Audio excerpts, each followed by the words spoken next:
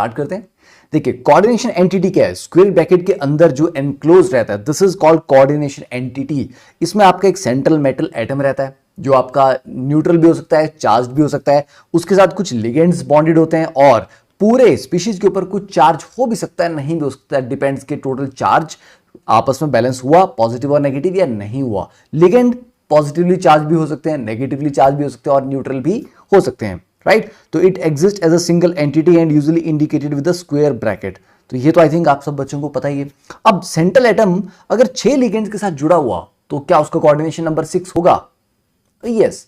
अगर 3 के साथ जुड़ा हुआ हो तो क्या उसका कोऑर्डिनेशन नंबर 3 होगा? जरूरी नहीं है। Number of ligand is not equal to number of the coordination number always. क्यों?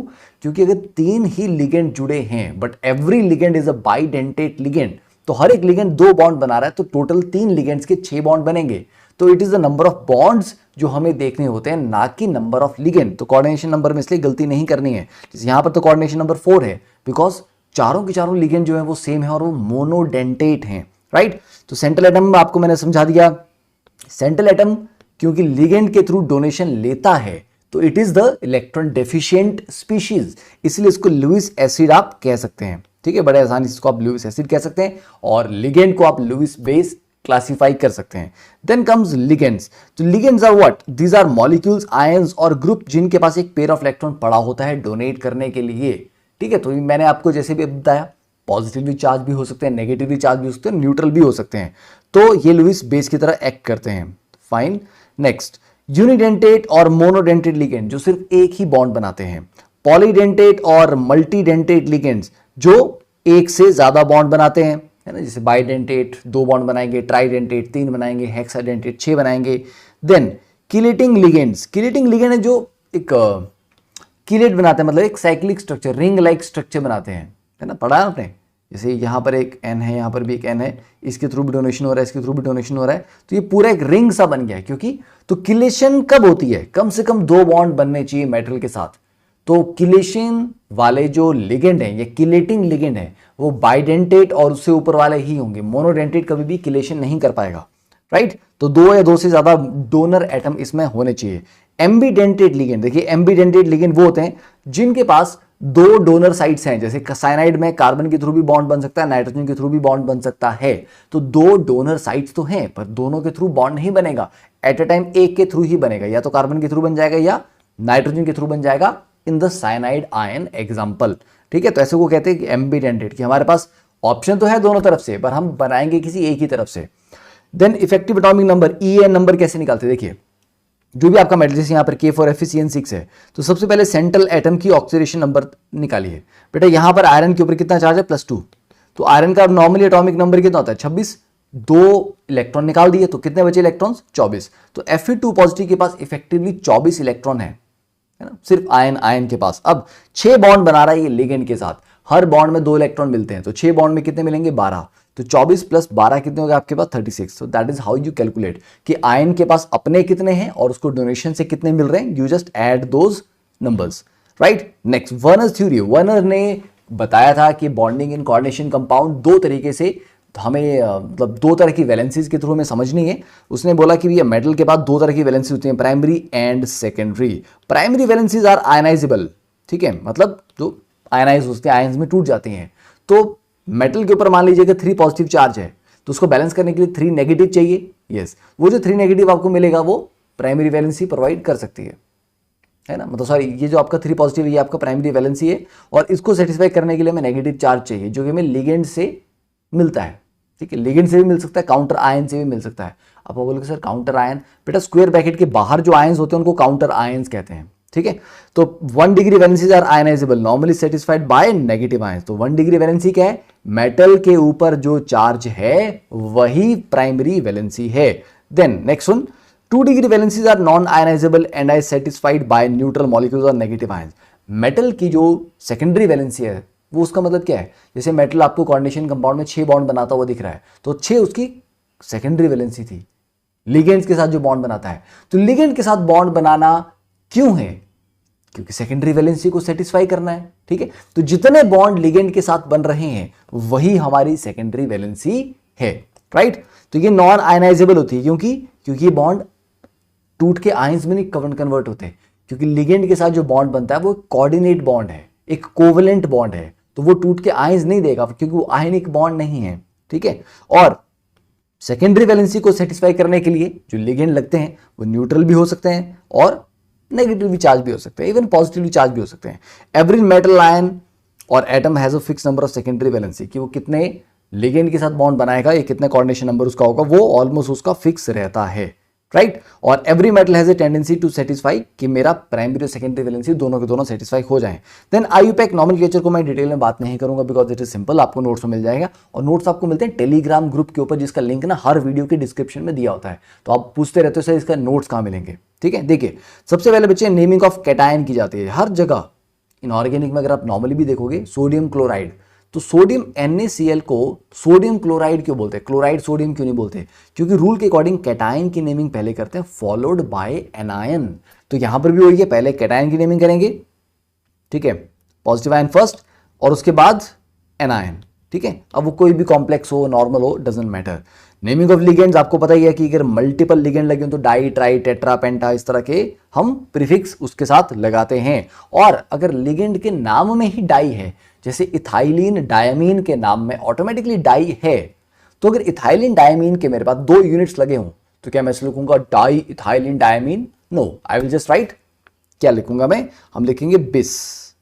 तो जिनके नाम में ऑलरेडी ये मल्टीपल वाले प्रीफिक्स लगे होते हैं, उनके मल्टीपल को डिनोट करने के लिए हम बिस 2 के लिए, ट्रिस 3 के लिए और टेट्राकिस 4 के लिए, पेंटाकिस 5 के लिए, ठीक है। तो इतने ज्यादा किस नहीं करने, काफी हो गया, काफी रोमांस हो गया अभी, right. Next one, naming of complex ion. Complex ion जो है, जो स्क्वायर ब्रैकेट के अंदर है, उसमें सबसे पहले आपने नेमिंग किसकी करनी है, लिगेंड्स की, और वो भी अल्फाबेटिकल तरीके से, यस, ठीक है। तो while naming the complex ion, name the ligand first and then the metal.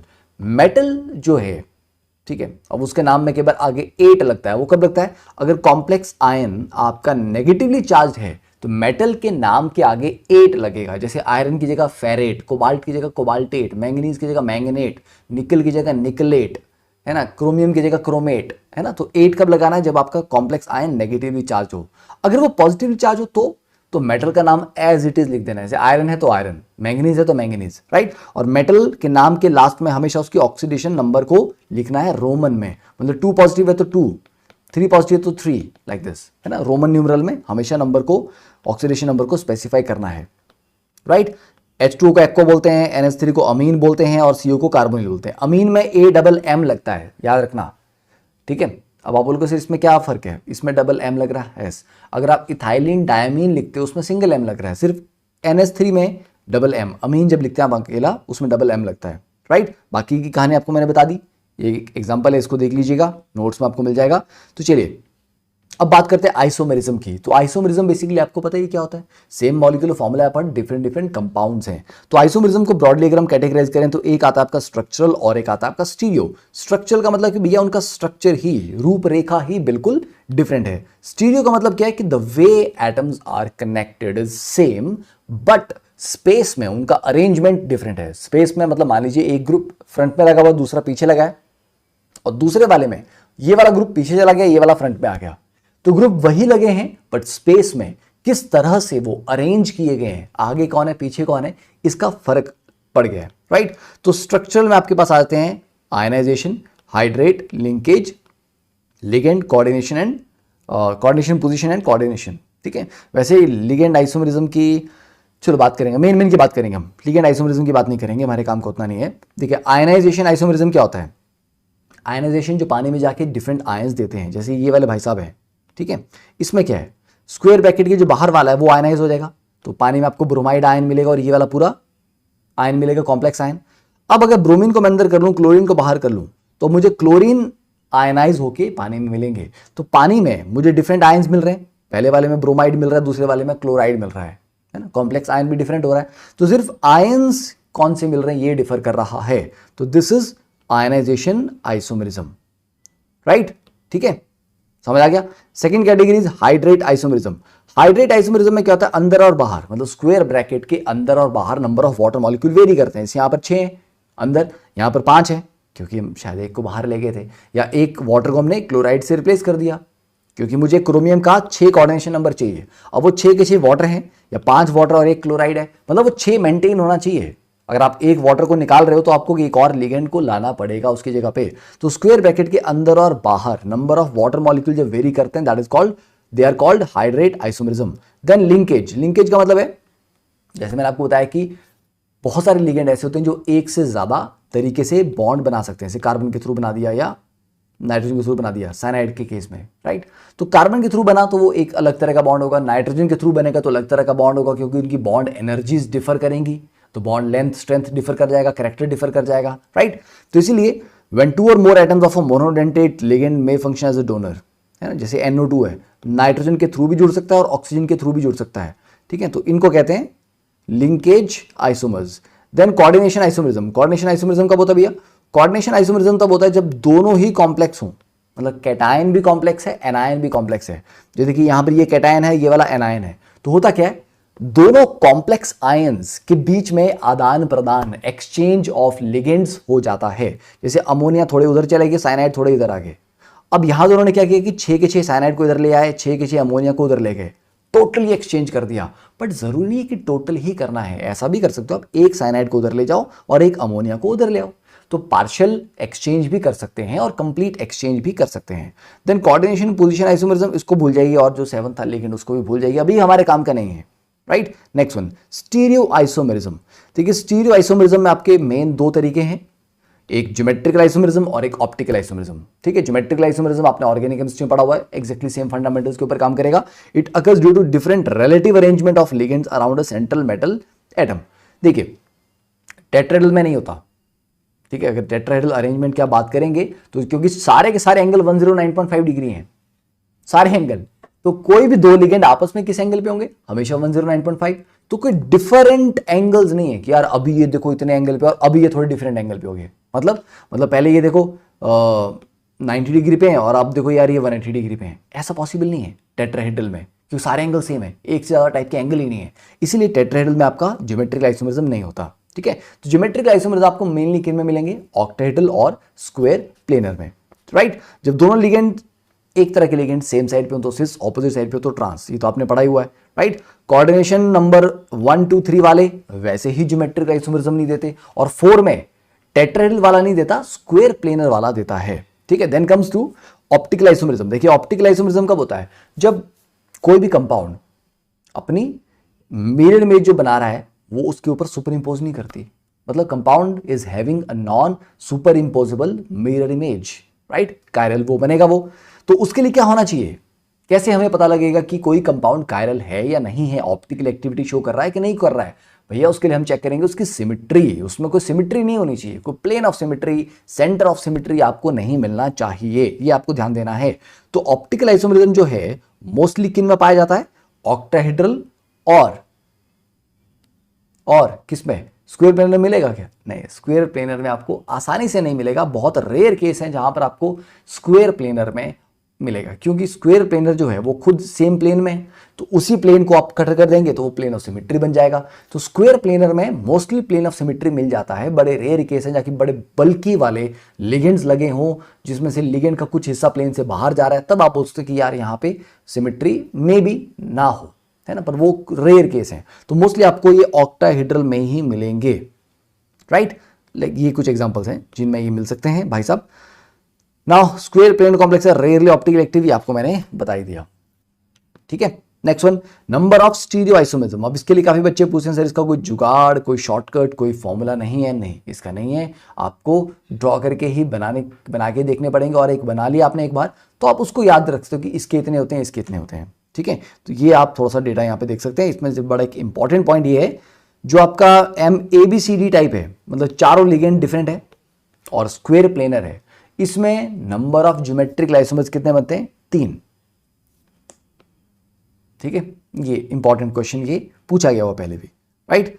And तो देखिए MA to BC में B और C एक बार सेम साइड हो सकते हैं और B और C एक बार ऑपोजिट साइड हो सकते हैं। वैसे A to B2 में A और A ऑपोजिट साइड हो सकते हैं और A और A सेम साइड भी हो सकते हैं, लाइक दिस, ठीक है। ABCD में मैंने आपको बोला 3 तरीके के पॉसिबिलिटीज हैं, NCERT में दिया हुआ साफ साफ। Then it is also possible in bridged binuclear planar complexes of the type Ma2A4X2 bridged binuclear, है ना। मतलब दो तरह के हमारे पास मेटल हैं, दोनों सेम भी हो सकते हैं, डिफरेंट भी हो सकते हैं। तो वैसे बाय न्यूक्लियर कॉम्प्लेक्सेस हम नहीं पढ़ते, पर चलिए आपको पता होना चाहिए कि उनमें भी पॉसिबल होता है, राइट। 6 के 6 डिफरेंट हो तब भी हो जाएगा आपका। तो geometrical isomerism is not possible in square planar complexes of type Ma4। चारों लिगेंड सेम होंगे तो नहीं कर पाएगा, 3 भी सेम होंगे तब भी नहीं कर पाएगा। टेट्राहेड्रल में इनमें नहीं कर पाएगा। हाँ, टेट्राहेड्रल में अगर आपका MABCD आता है, टेट्राहेड्रल, इसकी बात नहीं कर रहा हूं मैं क्योंकि ये आपने स्क्वायर प्लेनर का एग्जांपल लिया यहां पे। पर अगर टेट्राहेड्रल हो और चारों लिगेंड डिफरेंट हो तो वही बात होगी ना कि एक मेटल 4 डिफरेंट ग्रुप से जुड़ा हुआ है, और जब एक सेंटर 4 डिफरेंट ग्रुप से जुड़ा होता है तो वो कायरल होता है, जस्ट लाइक कायरल कार्बन। तो अगर टेट्राहेड्रल में MABCD आपको मिलेगा तो वो ऑप्टिकल एक्टिविटी शो कर जाएगा, राइट। फिर Ma3B3 में क्या मिलता है बच्चों, आपको क्या मिलता है? मिलता है ना एक special type of fac and mer, that is facial and meridional isomerism. Ma3B3 में आपको वो मिलता है, ठीक है। फिर MAA थ्राइस, ये आपका ऑप्टिकल एक्टिविटी होता है, ठीक है। तो ऑप्टिकल एक्टिविटी वाले देख लीजिए यहां पर कौन है, octahedral complexes of the type MAA twice X2, MAA thrice, MAAB2X2 generally exhibit optical isomerism, ठीक है। MEDTA इथाइलिन डायमिन टेट्राएसीटेट आयन और MABCDEF 6 से different also exhibit optical isomerism.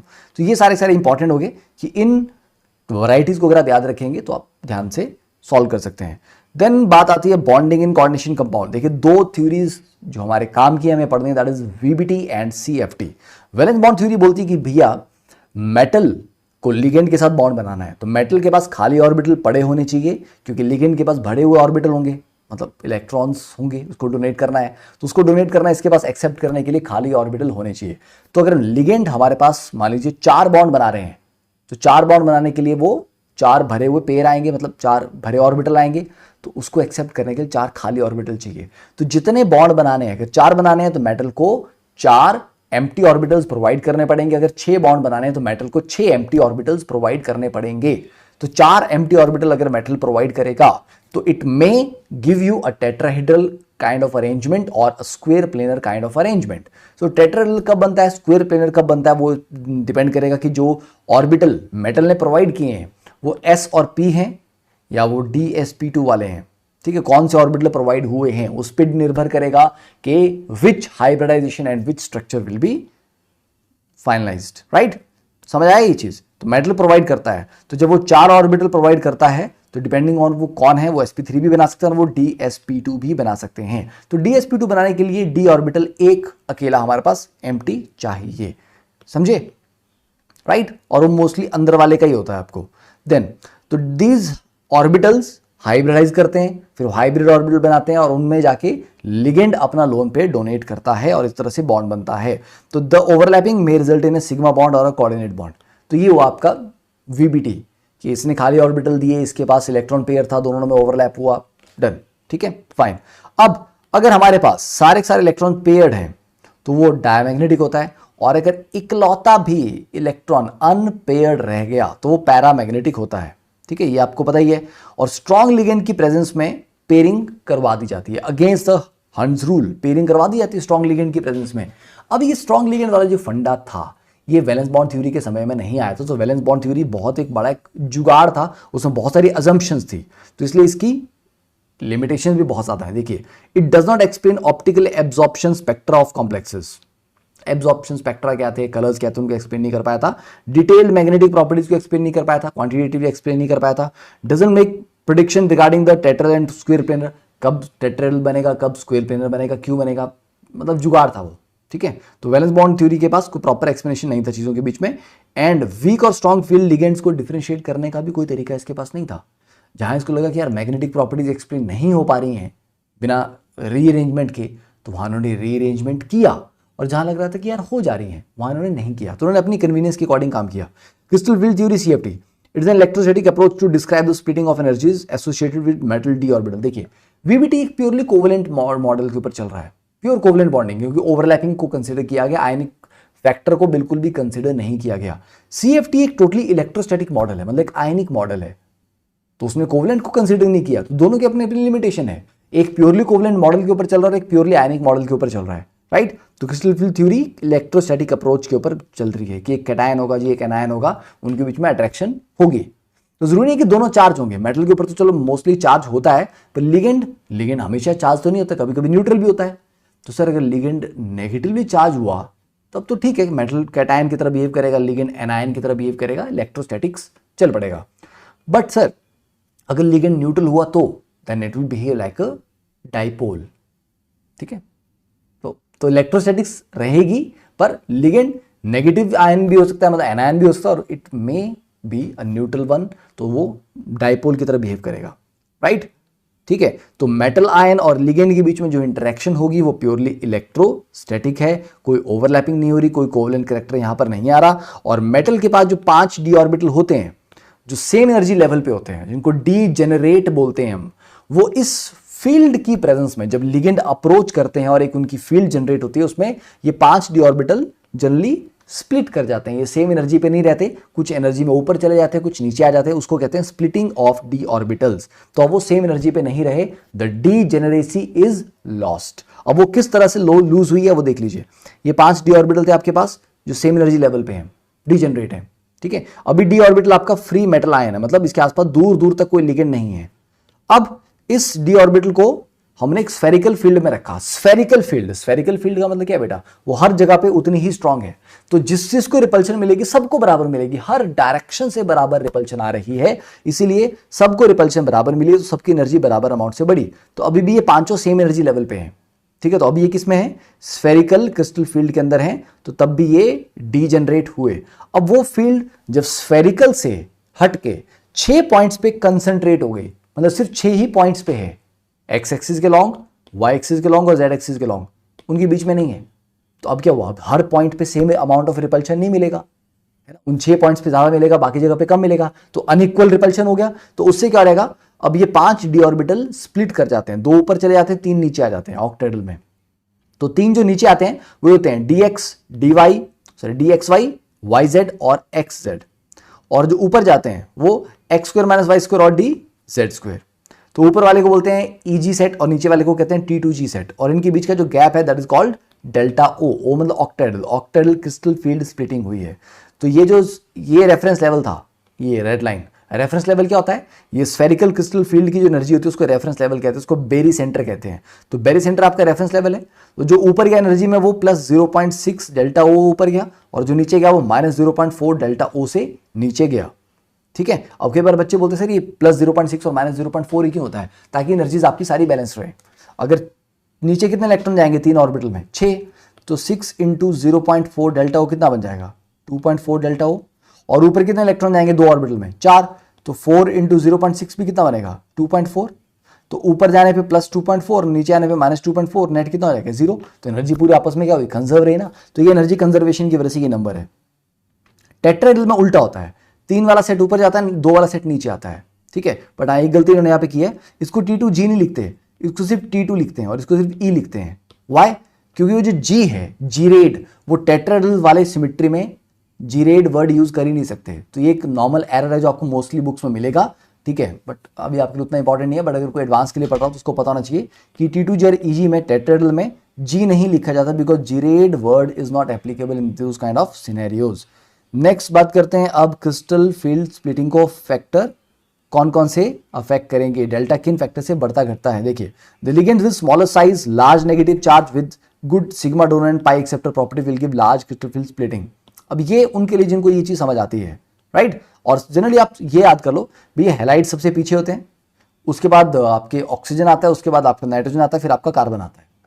मतलब सबसे स्ट्रॉन्ग लिगेंड्स आपके कार्बन वाले होते हैं, उससे थोड़े वीक आपके नाइट्रोजन वाले होते हैं, उससे पीछे आपके ऑक्सीजन वाले होते हैं, सबसे पीछे हैलाइड्स होते हैं। दिस इज स्पेक्ट्रोकेमिकल सीरीज जो लिगेंड्स फील्ड स्ट्रेंथ के इंक्रीजिंग ऑर्डर को डिफाइन करती है। तो आप देख लीजिए, कार्बन वाले सबसे आगे हैं, उससे पीछे नाइट्रोजन वाले हैं, उससे पीछे आपके ऑक्सीजन वाले, उससे लास्ट में आपके हैलाइड्स हैं। इस ऑर्डर को 1 या 2 बार आपको पढ़ना है, बस आपको जनरल याद रह जाएगा। और ये जो हैलाइड, ऑक्सीजन, नाइट्रोजन, कार्बन वाला फंडा आपको मैंने दिया, आपको बिल्कुल अच्छे से याद भी रहेगा। Delta T is approximately 4/9 of delta O। ये पॉइंट आपको पता होना चाहिए कि टेट्राहेड्रल में जो स्प्लिटिंग होती है वो काफी कम होती है, ठीक है। इसलिए टेट्राहेड्रल में फोर्स्ड पेयरिंग का स्कोप उतना नहीं रहता, ठीक है। Higher the oxidation number, delta O बढ़ता है। तो डेल्टा O किस किस पे डिपेंड कर रहा है, देखिए डेल्टा O एक तो ऑक्सीडेशन नंबर पे, ऑक्सीडेशन स्टेट क्या है, नंबर ऑफ लिगेंड्स, भैया 6 लिगेंड्स होंगे तो ज्यादा स्प्लिटिंग होगी, 4 में कम होगी, ठीक है। आइडेंटिटी ऑफ मेटल, ऐसा नहीं सब मेटल की सेम होती है, ठीक है। कौन सा मेटल है, मतलब पानी के साथ कोबाल्ट जुड़ा है या आयरन जुड़ा है या मैंगनीज जुड़ा है, सबकी स्प्लिटिंग अलग अलग होगी, तो मेटल बदल जाएगा तो अलग हो जाएगी, मेटल की ऑक्सीडेशन स्टेट बदल जाएगी तो अलग होगी। जैसे आयरन अगर 2 पॉजिटिव ऑक्सीडेशन स्टेट में है या 3 में है, दोनों में क्रिस्टल फील्ड स्प्लिटिंग अलग अलग होगी, चाहे लिगेंड सेम हो, नंबर ऑफ लिगेंड भी सेम हो, ठीक है। तो identity of metal and identity of ligand, ये 4 चीजें हैं, कौन सा लिगेंड लगा है, कौन सा मेटल लगा है, कितने लिगेंड लगे हैं और मेटल की ऑक्सीडेशन स्टेट क्या है। डाउन द ग्रुप जब आप जाते हैं तो क्रिस्टल फील्ड स्टेबलाइजेशन जो डेल्टा ओ है वो बढ़ता है, मतलब 3D सीरीज में जितनी डेल्टा ओ आती है 4D में उससे लगभग डबल हो जाती है, ठीक है, और 5D में और ज्यादा बढ़ जाती है, ठीक है, सॉरी डबल नहीं होती, 50, हाँ 1.5 गुना हो जाती है, ठीक है। तो 3D से 4D में जाने पे आपका delta increase by 30 to 50% for 3D to 4D और 4D to 5D में लगभग 25% का और फर्दर गैप आता है। तो डाउन द ग्रुप जाने पे जो नीचे वाले एलिमेंट्स हैं, मतलब वो हायर डेल्टा ओ वाले होंगे, तो उनमें स्प्लिटिंग ज्यादा होगी, तो उसमें फोर्स्ड पेयरिंग का स्कोप काफी ज्यादा रहेगा। Application of crystal field theory देखिए, अब पूछते हैं सर फोर्स्ड पेयरिंग कब होगी। देखिए नीचे 3 है ऊपर 2 है, तो ये ऑक्टाहेड्रल का एग्जांपल ले रहा हूं मैं। पहले 3 इलेक्ट्रॉन तो सिंगल ऐसे ऐसे आ जाएंगे, हंस रूल के अकॉर्डिंग हाफ फिल्ड। चौथे इलेक्ट्रॉन को कंफ्यूजन होगा कि मैं कहां जाऊं, मैं ऊपर जाऊं या नीचे रहूं। अब वो बोलेगा यार मेरे लिए सस्ता क्या पड़ता है, जंप करना इकोनॉमिकल है या पेयरिंग करना इकोनॉमिकल है। मान लीजिए जंप करने में 100 की एनर्जी लगती है और पेयरिंग करने में लगती है 70 की एनर्जी, तो पेयरिंग करना आसान है, तो वो बोलेगा मैं चल पेयरिंग कर लेता हूं, ठीक है। बट अगर पेयरिंग करने के लिए एनर्जी ज्यादा लगती हो और जंप करना आसान हो तो वो ऊपर जंप कर लेगा। तो फोर्थ इलेक्ट्रॉन पेयर भी कर सकता है और ऊपर भी जा सकता है। पेयर कर गया तो आपने बोल दिया कि ये फोर्स पेयरिंग होगी, ठीक है। तो when delta O is greater than pairing energy, तो वो पेयरिंग कर लेगा, तो फोर्थ इलेक्ट्रॉन नीचे रहेगा, तो T2G में रहेगा वो, तो तब लिखेंगे T2G4 EG0, मतलब EG में कोई इलेक्ट्रॉन नहीं है, 0 इलेक्ट्रॉन है, और T2G में 4 है। बट अगर उल्टा हो जाए, delta O is less than P, तो वो जंप कर लेगा, तो T2G में 3 रहेंगे और EG में चला जाएगा आपका फोर्थ इलेक्ट्रॉन। अगर फोर्थ ऊपर गया तो फिफ्थ भी ऊपर जाएगा फिर, ठीक है। तो फिर ऐसी होगी आपकी पेयरिंग 1 2 3 4 5, फिर 6 7 8 9 10 लाइक दिस, ठीक है। तो ये तो पेयरिंग एनर्जी और डेल्टा ओ का जो डिफरेंस है दैट विल डिसाइड कि कन्फिग्रेशन कैसी आएगी। मैग्नेटिक प्रॉपर्टीज, डायमैग्नेटिक, पैरामैग्नेटिक आपको बता दिया है। मैग्नेटिक मूवमेंट कैसे कैलकुलेट करते हैं, नंबर ऑफ अनपेयर्ड इलेक्ट्रॉन, तो √n × n+2 बोहर मैग्नेटन, तो n क्या होता है, नंबर ऑफ अनपेयर्ड इलेक्ट्रॉन्स होते हैं। Colour of complexes, colour of complexes generally dd transition के ऊपर निर्भर करता है, मतलब लोअर डी ऑर्बिटल से अपर डी ऑर्बिटल में इलेक्ट्रॉन जंप कर रहा है, तो अपर में जंप करने के लिए पहली बात ऊपर खाली भी होना चाहिए। अगर डी बिल्कुल भरा हुआ है, D10 है, तो कोई स्कोप नहीं है जंप करने का, और अगर D0 है तो जब नीचे ही कोई नहीं है तो ऊपर कौन जाएगा। तो D0 और D10 में मतलब कंप्लीटली फिल्ड और कंप्लीटली एम्प्टी वाले में dd ट्रांजिशन नहीं हो सकती, इसलिए वो जनरली आपको व्हाइट कलर कॉम्प्लेक्सेस वो रहते हैं। पर जो पार्शियल फील्ड है, मतलब D1 से लेकर 9 में रहेंगे, उनमें कलर आपको मोस्टली मिल जाएंगे, राइट। तो एक रीजन जो है कलर के पीछे वो है dd ट्रांजिशन। ऐसा नहीं कि this is the only reason, there are other factors also जो कलर्स के लिए रिस्पॉन्सिबल है, लाइक चार्ज ट्रांसफर CT, तो एक LMCT होता है और एक MLCT होता है। LMCT का मतलब लिगेंड से मेटल की तरफ चार्ज ट्रांसफर हो रहा है, मतलब लिगेंड मेटल को चार्ज दे रहा है, और MLCT होता है मेटल से लिगेंड की तरफ चार्ज जा रहा है। तो दो तरह के ये चार्ज ट्रांसफर मैकेनिज्म होते हैं, तो इनकी वजह से भी कलर आता है, समझ गए। अब इसकी डिटेल में तो नहीं जा पाएंगे, समय नहीं है। तो ये कुछ कलर्स दिए गए हैं, इनको आप एक बार अगर पढ़ लेंगे तो आपको इंपॉर्टेंट हैं, चीज़ें पूछी जा सकती हैं, क्योंकि एनसीईआरटी के जितने भी डेटा हैं वो कई बार पूछे जाते हैं। तो ये कॉम्प्लेक्सेस के कोरस्पॉन्डिंग कलर्स कृपया करके इसको याद कर लीजिए कि कौन सी लाइट एब्जॉर्ब हुई और इसका कोऑर्डिनेशन एंटिटी कौन सा कलर देती है। लिमिटेशन ऑफ CFT, पहले तो आपको मैंने बताइए कि भैया the calculated position and intensity of spectral bands using CFT do not always coincide with the experimental, मतलब थ्योरेटिकल और एक्सपेरिमेंटल वैल्यू जो है, ठीक है, स्पेक्ट्रल बैंड्स की वो मैच नहीं करती, और ये प्योरली आयनिक मॉडल लेके चल रहा है, कोवलेंट को बिल्कुल भी कंसिडर नहीं कर रहा। Then comes the stability of complexes. Stability देखिए, स्टेबिलिटी किससे बढ़ती है, बॉन्डिंग बहुत मजबूत होनी चाहिए, तो जो स्ट्रॉन्ग लिगेंड्स हैं उनके साथ जब भी कॉम्प्लेक्स बनेगा वो ज्यादा स्टेबल होगा, पहली बात, ठीक है। सेकेंड थिंग, किलेशन अगर हो जाए तो किलेशन से भी स्टेबिलिटी बढ़ती है, राइट। और स्टेबिलिटी किससे पता लगती है आपको, उसके इक्विलिब्रियम कांस्टेंट से। इक्विलिब्रियम कांस्टेंट की अगर वैल्यू बहुत ज्यादा है तो उसका मतलब स्टेबिलिटी भी बहुत ज्यादा है। देखिए higher charge on the central metal, तो आयनिक बॉन्डिंग अच्छी होगी, उससे स्टेबिलिटी बढ़ेगी। Greater basic strength of ligand, मतलब लिगेंड जितना अच्छा होगा उतना अच्छा डोनर है, उतना अच्छा स्ट्रॉन्गर बॉन्ड बनाएगा। And ring formation, that is chelation. That is all about the coordination complexes. I hope आपको ये वाला लेक्चर अच्छा लगा। अगर अच्छा लगा तो लाइक कर दीजिए, शेयर कर दीजिए, सब्सक्राइब कर दीजिए, and have a wonderful day, thank you, all the best, bye.